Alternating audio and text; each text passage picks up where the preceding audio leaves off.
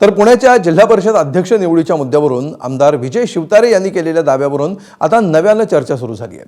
पुण्याचा जिल्हा परिषद अध्यक्ष हा शिवसेनेच्या सूचनेनुसारच होईल, सत्तेची चावी ना अजित पवारांकडे असेल ना भाजपकडे, असं वक्तव्य माजी मंत्री विजय शिवतारे यांनी केलं आहे। भोरमध्ये झेडपी पंचायत समिती निवडणुकीच्या अनुषंगानं शिवसेना उमेदवारांच्या प्रचार शुभारंभावेळी आयोजित सभेत ते बोलत होते। भोरमध्ये शिवसेनेच्या 25 ते 30 जागा निवडून येणार असा विश्वासही त्यांनी व्यक्त केला आहे।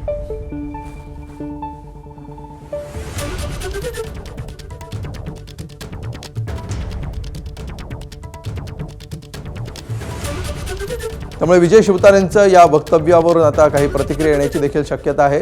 भोरमध्ये शिवसेनेच्या 25 ते 30 जागा निवडून येतील असा विश्वास त्यांनी व्यक्त केला आहे आणि मुख्य म्हणजे शिवसेनेच्या सूचनेनुसारच पुण्याचा जिल्हा परिषद अध्यक्ष होईल असं म्हणत आपण किंग मेकर ठरू असं देखील सूचक विधान त्यांनी केलेलं आहे।